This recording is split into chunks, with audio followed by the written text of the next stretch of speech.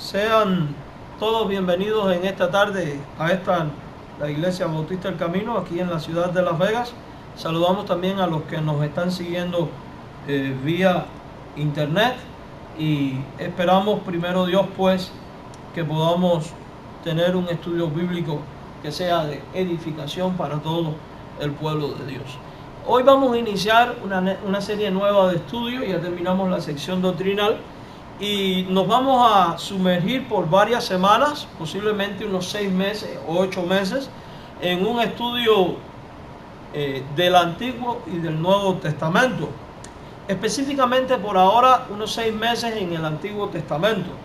Y vamos a estar hablando acerca de cómo está dividido el Antiguo Testamento, cuántos libros tiene, cuáles son las enseñanzas principales de estos libros, qué aplicaciones prácticas tienen en nuestra vida.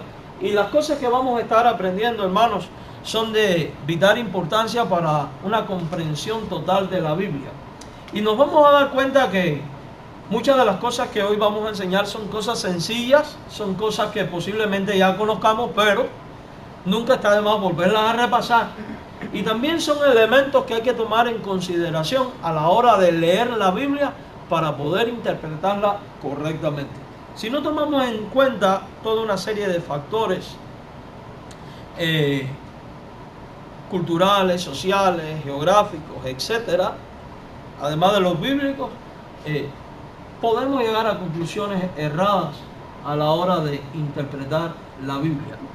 Los tiempos bíblicos y las escenas de la Biblia están enmarcados en una geografía, están enmarcados en medio de una sociedad multicultural y están enmarcados en medio de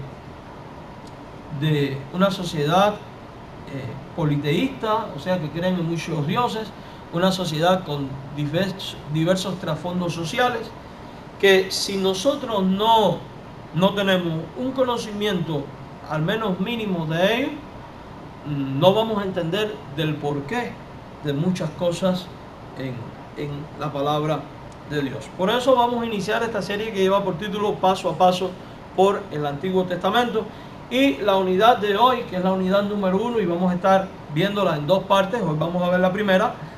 Vamos a estar hablando acerca de Dios y de su ¿qué? Y de su revelación. La palabra revelación significa correr el velo para que se descubra algo que hasta ese momento estaba oculto y que era imposible ¿de qué? De mirar. Por ejemplo, cuando usted va a un teatro para ver una ópera, no sé cuántos de ustedes han tenido esa oportunidad, usted llega y se sienta en el teatro y usted ve que al frente en el escenario, ¿qué va a haber? Un gran telón que está como cerrado. Hasta que ese telón no se abre, usted no puede ver lo que hay detrás. Usted ignora lo que hay atrás existe.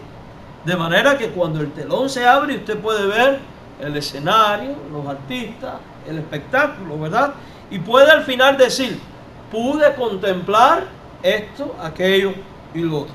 La palabra revelación significa precisamente eso, correr el velo para que se descubra lo que hasta ese momento estaba escondido y que al hombre le era imposible de conocer.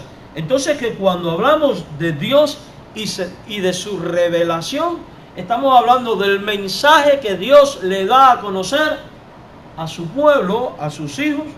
Específicamente hablamos como revelación máxima de la palabra de Dios, la Biblia. Así que vamos al Señor en oración para dar así comienzo a este estudio. Padre, estamos agradecidos a ti por la bendición de estar en tu casa. Nos disponemos a estudiar todas estas cosas que tienen que ver con tu palabra, la Biblia. Ayúdanos a aprenderla para que a la hora de interpretar tu palabra podamos recordarlos y tenerlas en cuenta para hacer una correcta interpretación de ella y ser librados así del error. Sé tú nuestra guía, Señor, en este estudio. Te lo imploramos por Jesucristo. Amén.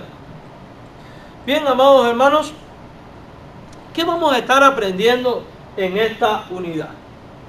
¿Qué cosas son las que nos interesan en esta lección de hoy? Bien, en primer lugar, usted y yo estaremos dando un breve vistazo a algunas de las naciones y de los pueblos que participaron en el proceso mediante el cual Dios se reveló a sí mismo. O sea, vamos a estar hablando acerca de esos pueblos y naciones que estaban alrededor de las tierras bíblicas, pueblos de los cuales nosotros muchas veces leemos en la Biblia nombres como los gergeseos, amorreos, fereceos, jebuseos, filisteos, etcétera, etcétera, y decimos, bueno, ¿quiénes son? ¿De dónde salieron? ¿Dónde estaban? ¿Qué tienen que ver con el pueblo de Dios? Etcétera, etcétera. Yo no sé usted, pero si usted se ha leído el Antiguo Testamento, seguro que se ha encontrado con estos tipos de nombres.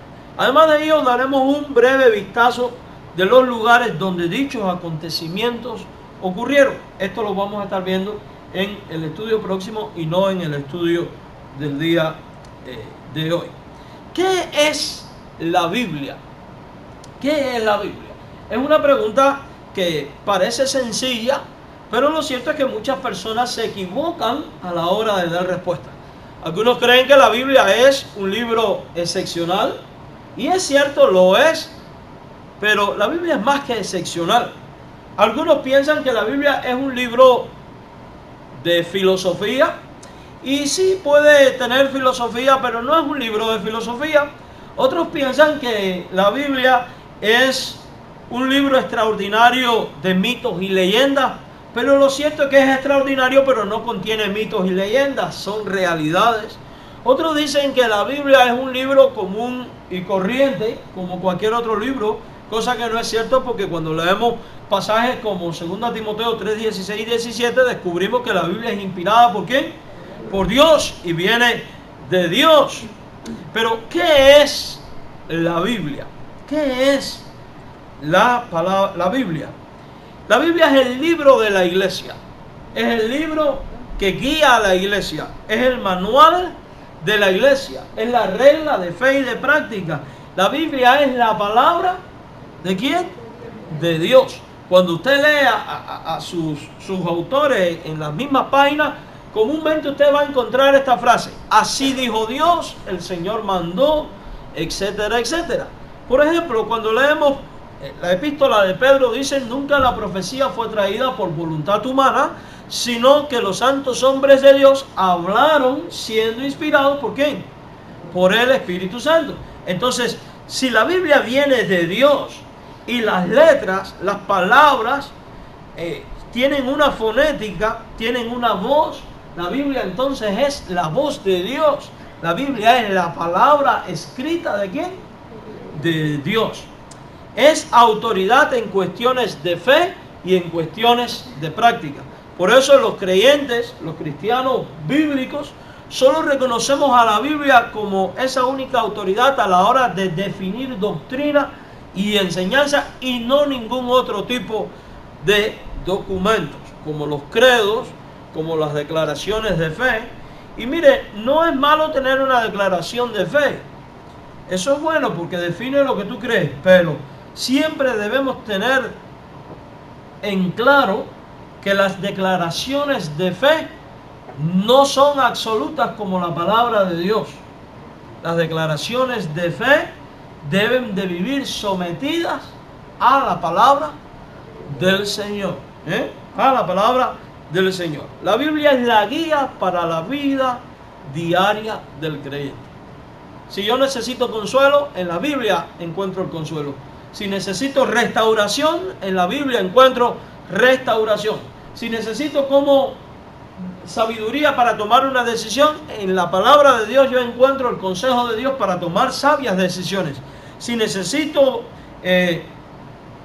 celebrar una acción de gracias, en la Biblia encuentro un modelo de cómo hacerlo. Si necesito adorar, en la Biblia aprendo cómo adorar.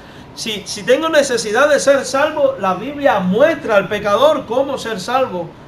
Si tengo problemas espirituales, problemas con el perdón, problemas con lo que sea, la Biblia tiene la solución para mis problemas espirituales.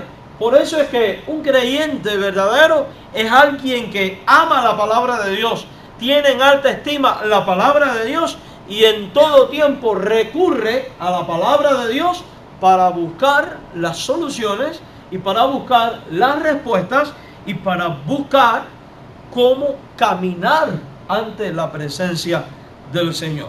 Los hombres pueden inventar todo el tipo de doctrina que quieran inventar, pero sépase que los hombres que hacen tales inventos, si no ajustan su vida a la palabra de Dios, un día van a dar cuenta por sus actos. Pero cuando nosotros cumplimos al pie de la letra la palabra del Señor y vivimos la fe conforme a las doctrinas, a las enseñanzas de la palabra de Dios, ¿hemos de temer algo? La respuesta es un no. ¿Por qué? Porque yo soy hallado haciendo como Dios quiere que haga.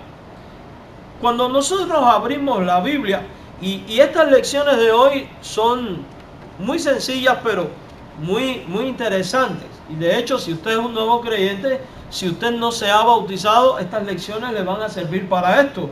O si usted es alguien que no sabe nada de la palabra de Dios, usted va a aprender muchas cosas con este estudio.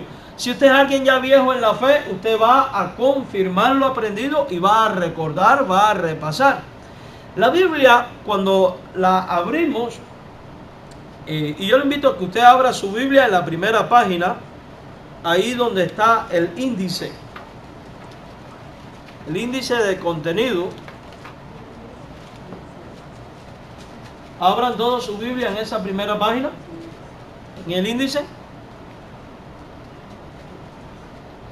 Usted se puede dar cuenta que su Biblia tiene dos grandes divisiones. ¿Cuáles son? El Antiguo Testamento y el Nuevo Testamento. Eso viene en todas las Biblias.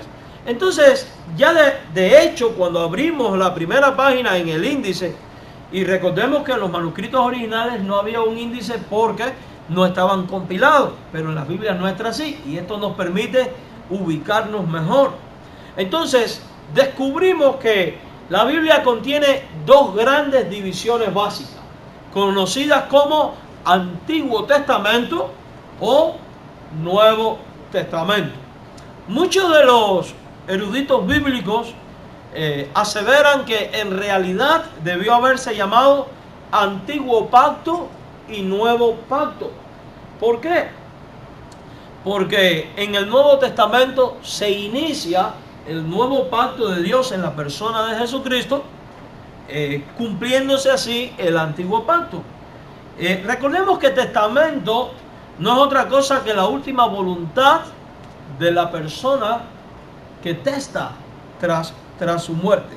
Entonces podríamos decir de alguna manera que tanto en el Antiguo como en el Nuevo Testamento los creyentes tenemos la voluntad de Dios revelada ¿para quién? Para nosotros, su pueblo. Y de ahí es que los cristianos no rechazamos el Antiguo exaltando el Nuevo, ni rechazamos el Nuevo exaltando el Antiguo Testamento, sino que vemos tanto el Antiguo como el Nuevo Testamento como palabra de Dios útil y necesaria para nuestra fe y práctica del diario vivir. Entonces, ¿cuántas divisiones básicas tiene la Biblia? Tiene dos. ¿Cuáles? Antiguo Testamento y Nuevo Testamento. Estas dos divisiones registran el relato de una selección de eventos que sucedieron con un pueblo real y en un periodo definido de la historia universal. Y estamos hablando del pueblo de Israel en su momento histórico y en una tierra asignada por Dios. Recordemos que cuando Dios llamó a Abraham, le dijo: vete de tu tierra y de tu parentela a una tierra que yo te daré y que tú no conoces. Y después dice: y haré tu descendencia, será de bendición para toda la familia de la tierra. Pero en otra promesa le dice: te haré de ti una gran nación. Entonces vemos que en Abraham hay una triple promesa. Se promete una tierra, se promete hacer de ellos una nación y se promete hacer de ellos un pueblo elegido, el pueblo de Dios. Y también se le promete un Mesías. Entonces, la Biblia en el Antiguo y el Nuevo registra este relato de una selección de eventos que sucedieron con un pueblo real en un periodo definido.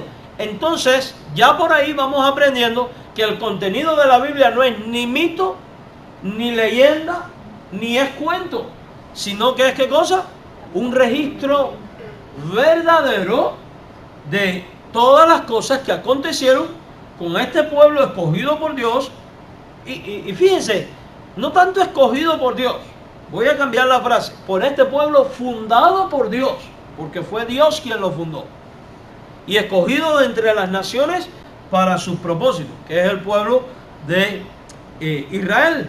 Para los escritores de la Biblia, mis amados hermanos, todos estos acontecimientos eran hechos poderosos que resultaron de la intervención directa de Dios en la historia de Israel, formulado mediante el pacto de Dios con su pueblo. Por eso en la Biblia vamos a estar viendo, tanto en el Antiguo como el Nuevo Testamento, una secuencia de la continuidad de la relación de Dios con su pueblo y de los pactos que Dios va estableciendo ¿con quién? Con su pueblo. La Biblia contiene este tipo de registro hasta llegar a la revelación máxima y al cumplimiento de la obra redentora de Dios en la persona de Jesucristo.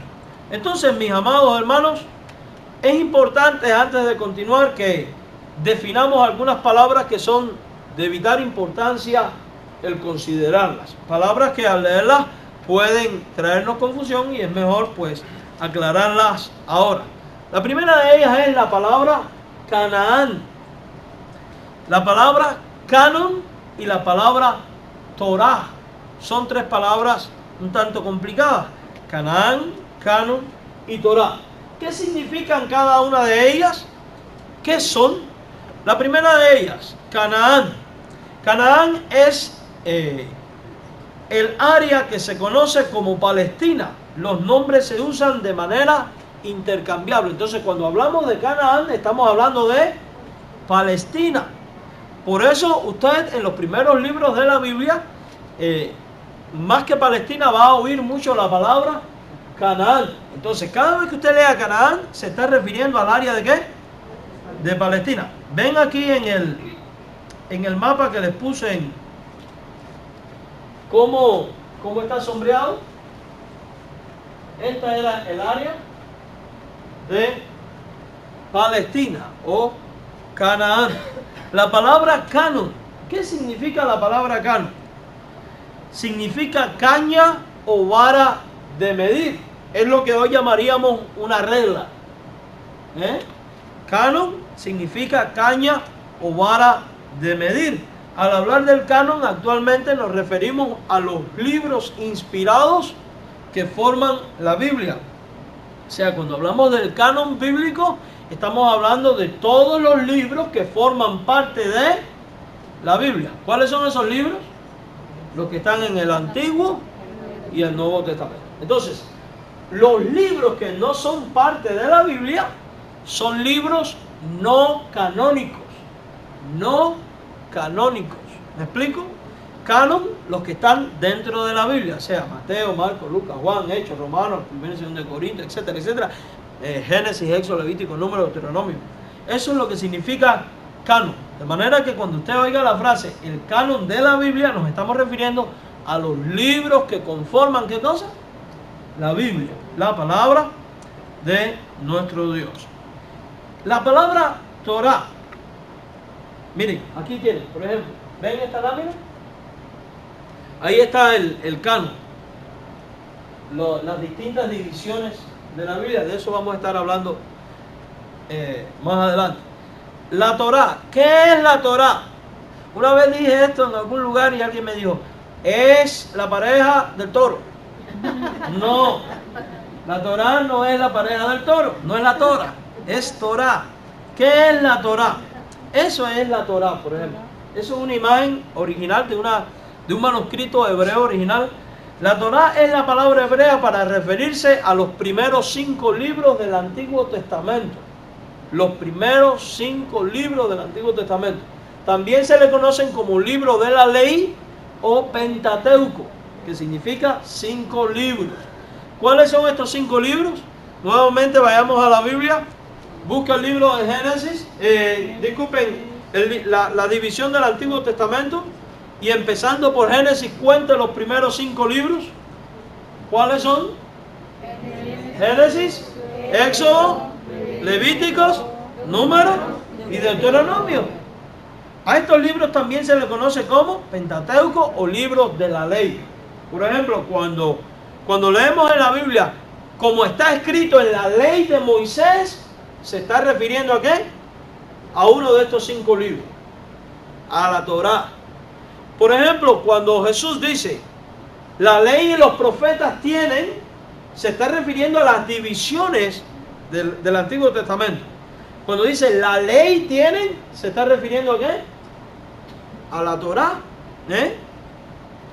Por ejemplo, cuando según escribió Moisés, hemos leído esto en la Biblia que dice, según escribió Moisés, se está refiriendo ¿a qué?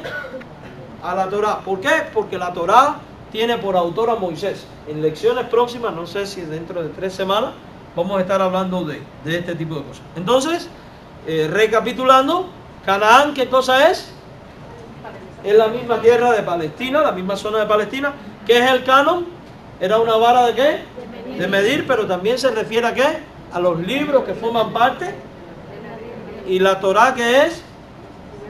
Los primeros 5 libros de la Biblia, conocidos también como Pentateuco o libros de la ley. Muy bien, muy bien.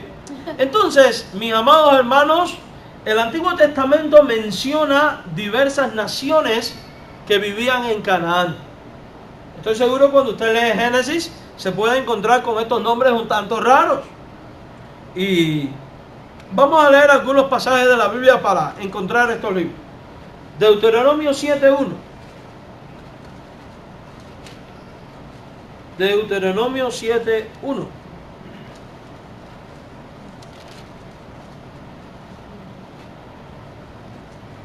Digan amén cuando lo tengan. ¿Ya todos? Dice, cuando Jehová tu Dios te haya introducido en la tierra en la cual entrarás para tomarlas, y hayas echado delante de ti a muchas naciones, y va a empezar a enumerar estas naciones. ¿Cuáles son? Al Eteo, al Gergeseo, al Amorreo, al Cananeo, al Fereceo, al Heveo y al Jebuseo, 7 naciones mayores y más poderosas. ¿Se dan cuenta? ¿A dónde iba Israel?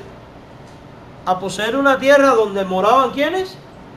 7 naciones. Y ahí tenemos los nombres. Vamos ahora a Deuteronomio 15 del 19 al 20.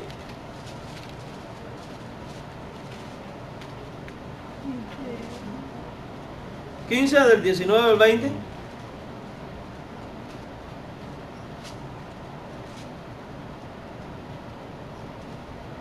Deuteronomio 15, 19 al 20.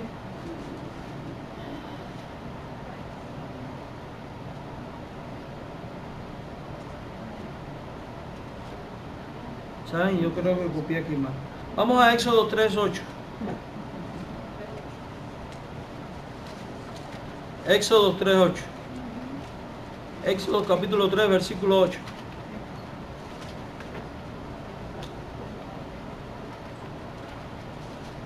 Éxodo 3:8. ¿Ya todos están ahí? Y he descendido para librarlos de manos de los ¿quién? Egipcios. O sea, está hablando de la liberación. Recuerden que el pueblo estaba esclavo en Egipto. Dios está diciendo, he descendido para liberarlos de los egipcios. Y ahora dice, y sacarlos de aquella tierra y llevarlos a una tierra que es como buena. Y en aquella tierra, a una tierra buena y ancha, a tierra que fluye leche y miel, a los lugares de él, y va a empezar a enumerar. ¿Quiénes? Cananeos, quiere decir los palestinos. ¿Quiénes más? Del Eteo, del Amorreo, del Fereceo, del Heveo y del Jebuseo. Entonces, estos son los nombres: Eteos, Gergeseos, Amorreos, cananeos, fereceos, heveos, jebuseos, son los nombres de esta tierra. Interesante, ¿verdad? Vamos entonces a hablar un poquito de cada uno de ellos para tener un conocimiento básico de estas personas y a fin de que cuando empecemos a estudiar a más profundidad libro por libro, porque vamos a ir uno por uno el Antiguo Testamento, ya tengamos una idea preliminar, básica de quiénes son estas personas. Entonces, los primeros que se mientan son ¿quiénes? Los heteos. Los heteos. Los heteos, o también conocidos como hititas en la Biblia. Los hititas. Toda la parte que ustedes pueden encontrar aquí en el mapa, en naranja, es lo que se conoció como el reino hitita o el imperio hitita. En los tiempos ya del pueblo de Israel llegando a la tierra prometida, ya los hititas vivían incluso en estas áreas hasta aquí, un poco más bajo, hasta acá, hasta esta zona de acá. O sea que, si ustedes se dan cuenta, ellos tenían una extensión territorial muy grande. Ellos habitaron originalmente en la región que es hoy Turquía, o sea, donde viven hoy los turcos. Podríamos decir que de ahí vinieron los hititas.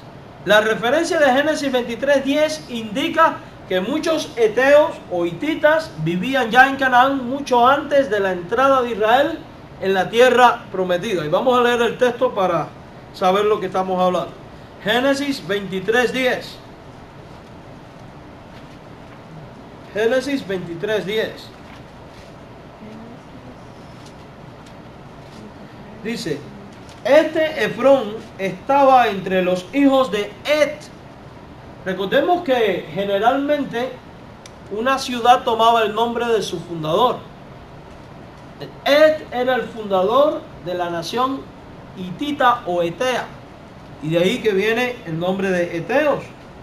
Y respondió Efrón eteo a Abraham en presencia de los hijos de Et, de estos los que entraban por la puerta de su ciudad, diciendo.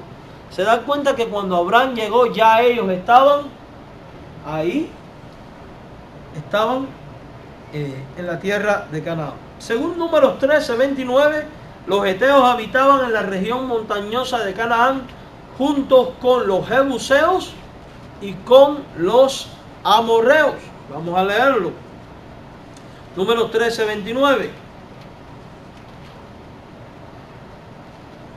Amalek habita el Negev, y el eteo, el jebuseo y el amorreo habitan en el monte, y el cananeo habita junto al mar a la ribera del Jordán. Vamos a concentrarnos específicamente en la parte del verso 29 que dice: y el eteo, el jebuseo y el amorreo habitan ¿dónde? En el monte. O sea que moraban en esta área, que era el área montañosa de la tierra bíblica. Es interesante, vivían junto con el jebuseo y los amorreos, y de ahí que es muy probable que tenían ciertos vínculos o relación estas naciones o estos pueblos. Entiéndase algo, que cuando se habla de nación no pensemos en países, pensemos en grupos étnicos, en grupos pequeños, etnias, más bien etnias. Y de ahí que era muy probable que ante ciertas amenazas de guerra ellos se apoyaban el uno al otro. Los gergeseos es el otro grupo. No se sabe mucho acerca de ellos, pero aparecen en Génesis 10 del 15 al 16 como descendientes de los cananeos. Quiere decir que los gergeseos salieron de los cananeos. Vamos a leer Génesis 10 del 15 al 16.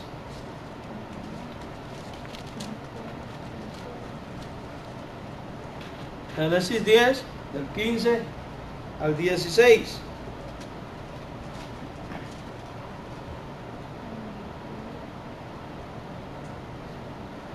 Dice: y Canaán engendró a Sidón, su primogénito, a Et, al jebuseo, al amorreo y al gergeseo. Ahí está. Al heveo, al araceo y al cineo. Fíjense cómo los cananeos fueron prácticamente, por decirlo de alguna manera, los padres de todos estos grupos.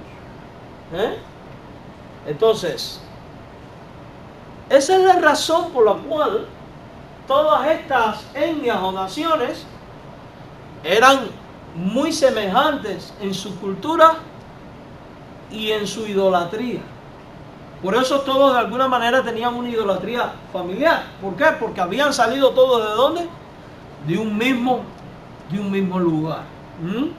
Entonces, lo único que se dice de los gergeseos en la Biblia es que eran descendientes ¿de quiénes? De los cananeos. No se dice nada más de ellos. Ahora viene un grupo muy interesante, que son los amorreos. Mire, esta zona señalada en naranja es toda el área que habitaron los amorreos, que fueron los amorreos son la antigua Mesopotamia, para que tengan una idea, y de ahí va a salir, por ahí estuvo Babilonia y todo este lugar, toda la antigua Mesopotamia son los amorreos, poblaban toda la región montañosa de Canaán, y la palabra amorreo significa occidentales. Se usa como término genérico para designar a varios grupos. Quiere decir que cuando se habla de amorreos, no podemos pensar en una sola persona, sino que son varios tipos de amorreos, varios tipos de grupos, ¿verdad? Entonces, vemos que fueron unos de los más extensos e increíblemente uno de los más paganos y uno de los más adelantados, por decirlo de alguna manera, en su mundo social de aquel tiempo. Bien, el otro grupo son los fereceos. No se sabe mucho de ellos, y una palabra similar en Deuteronomio 3:5 se traduce como ciudadanos sin muros. Vamos a Deuteronomio 3:5.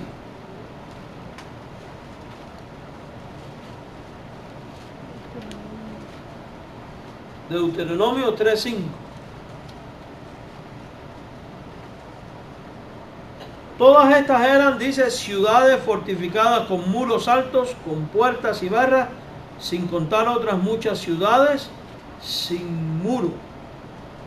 Y eso es lo que significa fereceos, indicando que probablemente ellos vivían fuera de la ciudad y eran campesinos, pero no se sabe a ciencia cierta quiénes eran ni dónde vivían, pero la Biblia los mienta como un pueblo. Si usted se pone a pensar, se puede dar cuenta que todo está rodeado de naciones paganas, de naciones aparentemente familias, y ahí iba el pueblo de Israel con el mandato de Dios de sacarlos a todos ellos. Quiere decir que se iban a enfrentar a más de uno. Había que tener fe. Había que tener fe en Dios. Bien, otra nación más, los heveos. ¿Quiénes eran los heveos? Ellos vivían en Siquem, y es probable que sean los héroes mencionados en Deuteronomio 2, versículo 12. Y esta era la zona donde ellos vivían. Vamos a Génesis 34, 2. Génesis 34, 2. Dice, Génesis 34, 2. Y la vio Siquem, hijo de Amor, heveo, príncipe de aquella tierra, y la tomó y se acostó con ella y la deshonró. ¿Se dan cuenta? Siquem, hijo de Amor, heveo. Ya luego la ciudad toma el nombre de Siquem, pero los heveos vivían en este lugar. Los otros son, aquí me equivoqué, jebuseos. Me comí la B. ¿Quiénes eran los jebuseos? Los jebuseos eran específicamente los que vivían en Jerusalén. David los derrotó después de su coronación como rey de Israel. allí en 2 Samuel 5, del 6 al 10, y convirtió a Jerusalén en la capital de la nación hebrea, y convirtió a Jerusalén en el centro religioso de Israel, y es a partir de aquí que Jerusalén se levanta como centro del mundo, por decirlo de alguna manera. Y Jerusalén está ubicada en este lugar que ustedes pueden encontrar en el mapa. Vamos a leer Josué 15:63.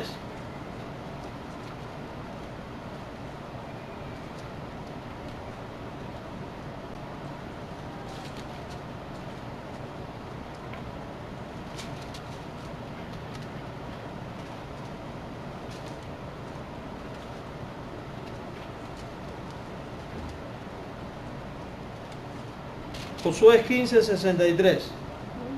Dice: mas a los jebuseos que habitaban en Jerusalén, los hijos de Judá no pudieron arrojarlos. ¿Dónde moraban los jebuseos? Moraban en Jerusalén. Entonces piensen esto. Dios le está diciendo al pueblo de Israel: salgan de Egipto, van a salir y vayan a llegar a esta tierra que evidentemente está poblada por todas partes de naciones paganas, naciones numerosas. Sin embargo, Dios le había dicho: te daré esta tierra. Este es el ambiente que hay en las tierras bíblicas. Además de estos pueblos, mis hermanos, existieron otros pueblos con los cuales Israel tuvo contacto en diferentes periodos de su historia. Y estamos hablando, por ejemplo, de pueblos como los filisteos. Si usted ha leído Samuel, los jueces, usted constantemente oye hablar de los filisteos.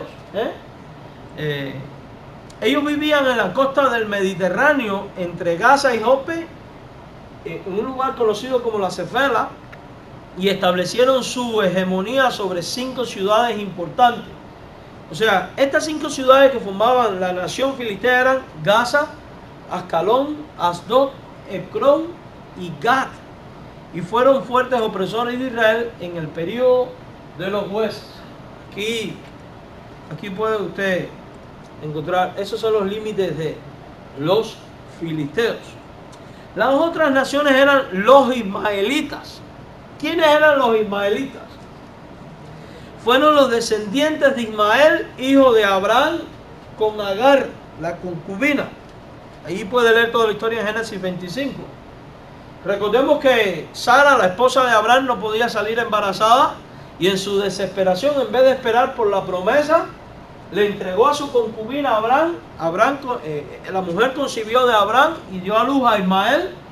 Y luego surge esta querella y terminan expulsando a Agar con Ismael. Y Ismael funda lo que es hoy los ismaelitas, que son los musulmanes.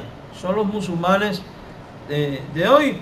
Y se dedicaron al comercio entre Gaza y Egipto, y se les conocía también en la Biblia como los madianitas. O sea, cuando leemos ismaelitas y madianitas, estamos hablando de las mismas personas, y este era aproximadamente todo el territorio que ellos ocupaban.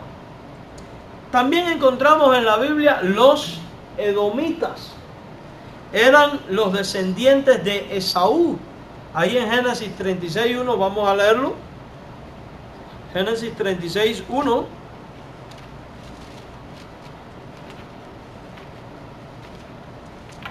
Génesis 36:1 dice: estas son las generaciones de Esaú, el cual es Edom. Entonces, ¿recuerdan a quién era Esaú? Jacob y Esaú, los mellizos, el que vendió su primogenitura y después que Jacob lo engañó. ¿Recuerdan? Esaú funda Edom, o son los edomitas. Eran los descendientes de Esaú y vivían en la región del monte de Seir.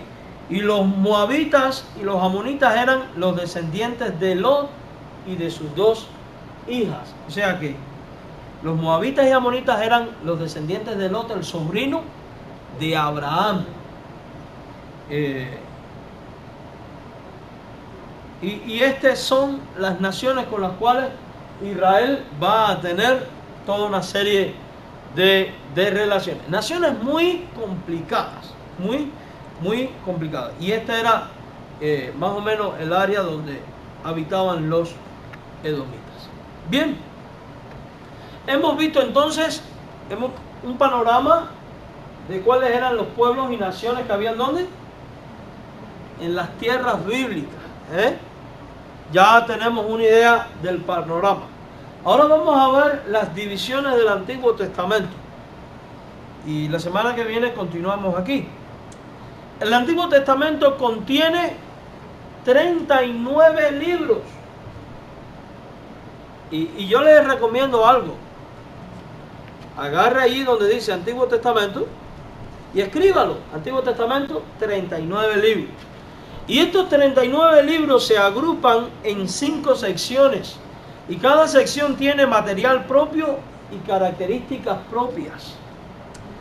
Vamos a ver cuáles son las divisiones del Antiguo Testamento. Y esto es bueno que usted lo aprenda. Le voy a decir por qué.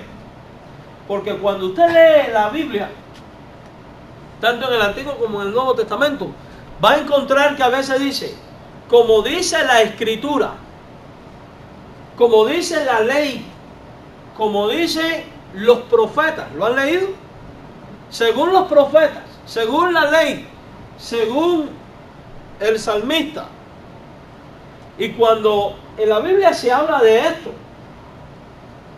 es para hacer mención a la división del Antiguo Testamento que tenían los hebreos. Entonces, este tipo de división es importante conocerla. Porque, por ejemplo, a veces leemos en la Biblia el pasaje cuando Jesús se encuentra con los discípulos después de la resurrección. Y después los discípulos dicen que Él les había hablado, comenzando por la ley de Moisés hasta los profetas. ¿A qué se refiere? A que le había ido división por división del Antiguo Testamento. Esta división no es algo de las ciencias bíblicas modernas. Esta división ya existía en los tiempos de Cristo. Por ejemplo, se habla de la ley y los profetas tienes. Se habla de la ley, se habla de los profetas. ¿Cuáles son estas divisiones? Y yo les recomiendo que agarre su índice para que lo aprenda. Mire, ¿cómo hice yo? Esto lo hice hace un montón de años. Y hice unas marcas para poner las divisiones. ¿Por qué es importante esto? Porque cuando en la Biblia, por ejemplo, se lee de la ley, no se está refiriendo a Samuel, no se está refiriendo a Isaías, se está refiriendo a uno de los 5 libros que componen la legislación hebrea. Cuando se habla de los profetas mayores o menores, se está refiriendo a un grupo específico y se está teniendo en consideración cierta enseñanza. ¿Cuáles son esas divisiones? La primera de ellas es el Pentateuco o la ley, que es la Torá. Esa es la primera división, que son los primeros 5 libros de la Biblia. La segunda división se conoce como libros de historia. Si yo le hablo de libros de historia es porque ¿qué contienen? Historia, o sea, son narraciones que cuentan eventos ocurridos. También está la división conocida como poesía o libros sapienciales o libros de sabiduría. ¿Qué es poesía? Es poema, es canto. La cuarta división son los profetas mayores y los profetas menores. Esta es la manera en que un hebreo dividía el Antiguo Testamento. Vamos a repetirlo. La ley, libros de historia, poesía, profetas mayores y profetas menores. ¿Lo repetimos? La ley, historia, poesía, profetas mayores y profetas menores. Esa era la división básica del Antiguo Testamento. Hay otro tipo de división que es la división griega. Esta es la hebrea. Ahora, vamos a ver cada una por separado. Pentateucos o libros de la ley. La primera división. Son los primeros 5 libros de la Biblia. Así que agarre los primeros 5 libros de su índice y hágale un corchete y póngale la ley. Para que lo aprenda. ¿Qué son cuáles? Génesis, Éxodo, Levítico, Número y Deuteronomio. Quiere decir que cuando en la Biblia leemos según está escrito en la ley, se está refiriendo ¿a cuál? A uno de estos 5 libros. A uno de esos 5 libros. Se dice en el ámbito teológico que quien no comprende los 5 libros de la ley no va a comprender el mensaje total de la Biblia. Porque los hebreos, todo lo que hay en la Biblia, fuera de estos 5 libros, o sea, después de Deuteronomio, toda la vida del pueblo hebreo, incluso la misma vida de Jesús y la enseñanza apostólica, giran en torno a las enseñanzas contenidas en estos 5 primeros libros. Todo. Usted no va a entender por qué Nehemías estuvo triste porque se destruyó Jerusalén y porque no se cumplía con la Pascua, etcétera, si no estudió la ley.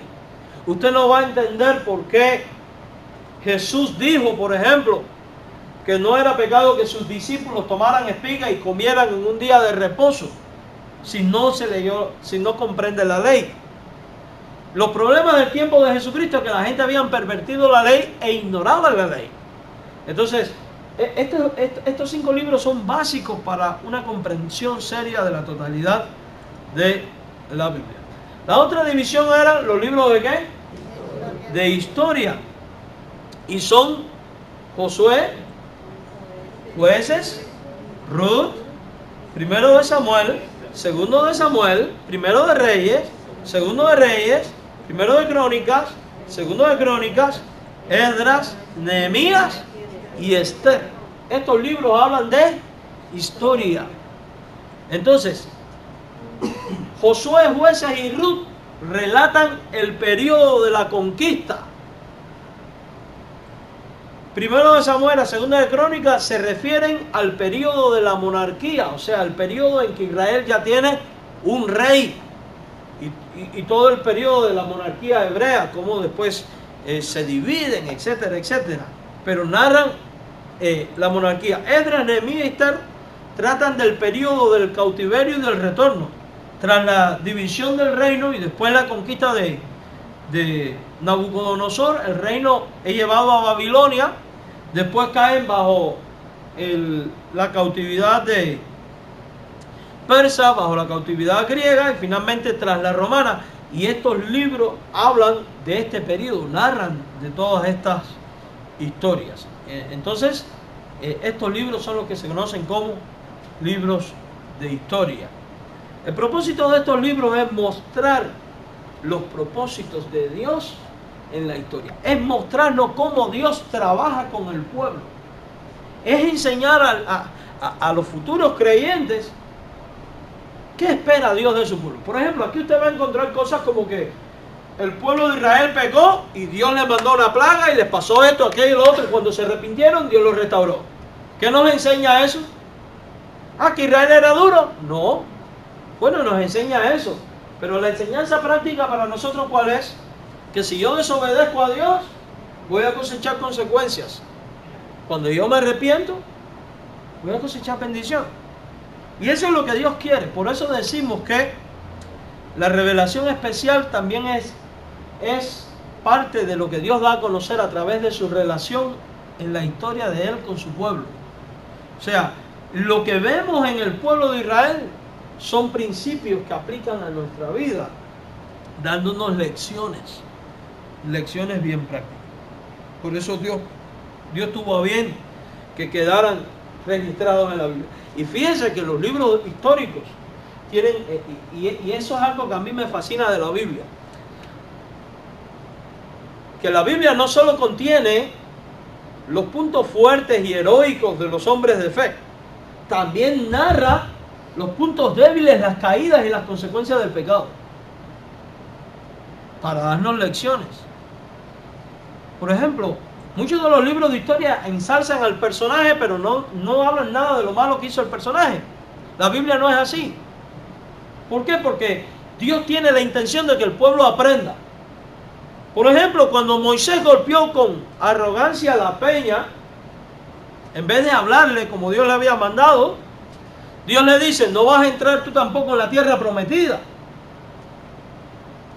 ¿Qué lección aprendemos de esto? que ser un líder no te exonera de obedecer la palabra al pie de la letra. Por poner solo un ejemplo, y que Dios es justo, y que Dios no tiene por inocente al culpable, sea este quien sea. Y el pueblo veía eso y temía, y iba aprendiendo. David, cuando hizo todo lo que hizo, su hijo murió. La otra división, libros de poesía o de sabiduría, o sea, del conocimiento, son Job, Salmos, Proverbios, Eclesiastés y Cantares. Estos 5 libros son los libros de sabiduría o poesía o libros sapienciales, como también se conocen. Hay que notar que la poesía y los escritos de sabiduría también se encuentran en casi todos los libros del Antiguo Testamento. Pero se le llama a estos libros de poesía porque no fueron escritos en prosa, en párrafos, sino en poemas, en el manuscrito original. En nuestra Biblia no es fácil de ver eso porque les voy a explicar algo. La poesía nuestra es poesía que se conoce como poesía consonántica. ¿Qué quiere decir? Que la primera y la tercera estrofa riman y la segunda con la cuarta. En la cruz, do primero vi la luz y las manchas de mi alma yo la ve. Fue allí por fe, yo vi al Salvador y en él feliz siempre seré. Rima. La poesía hebrea es asonántica, no tiene rima, porque ellos, era su estilo, no se parece a la poesía nuestra. Y aunque nosotros no le vemos rima, ellos la cantaban, increíblemente. Todos estos eran cánticos. Bien, los libros de los profetas fueron agrupados según la extensión de cada libro, y de ahí el uso de profetas mayores y menores. Cuando hablamos de profetas mayores y menores, no es que unos eran más grandes que otros, sino que unos eran más extensos que otros. Entonces, profetas mayores son Isaías, Jeremías, Lamentaciones, Ezequiel y Daniel. Y los profetas menores son Oseas, Joel, Amós, Abdías, Jonás, Miqueas, Nahum, Habacuc, Sofonías, Ageo, Zacarías y Malaquías. Cuando en el Nuevo Testamento leemos, según fue dicho por los profetas o escrito por los profetas, ¿a qué libro se está refiriendo? A uno de estos. A uno de estos libros. Meditemos por un momento en la influencia que la Biblia ha tenido en su vida y agradezcamos a Dios por ella, hermanos. Vemos entonces, hemos visto un panorama general. En la semana que viene vamos a dar la segunda parte de este estudio para terminar de completar todo el escenario bíblico donde el pueblo de Israel va a actuar, por decirlo de alguna manera. Así que hemos visto las naciones que habían y las divisiones básicas. ¿Cuántas divisiones básicas son? 5. No, divisiones básicas son 2, antiguo y nuevo. Y el antiguo tiene 5, ¿verdad? ¿Cuáles son? La ley, historia, profetas mayores y profetas menores. Amén. El Señor les bendiga. Fin de la primera parte. Vamos a orar. Padre, estamos agradecidos a ti por la bendición y oportunidad que nos das de poder estudiar tu palabra, la Biblia, y de venir delante de ti escudriñando estas verdades. Nos proponemos estudiar en las próximas semanas y meses el Antiguo Testamento. Ayúdanos a tener esta información bien definida para que podamos tener una mejor comprensión de tu palabra a fin de poder agradarte en todo y de poder andar según tu voluntad. Sé tú nuestro guía en todo esto, Señor. Ahora llévanos con bien a nuestro hogar y tu gracia y bendición nos asista siempre. Por Jesucristo. Amén. El Señor les bendiga, hermanos. Nos vemos entonces el domingo a las 3 de la tarde allí en nuestro evento.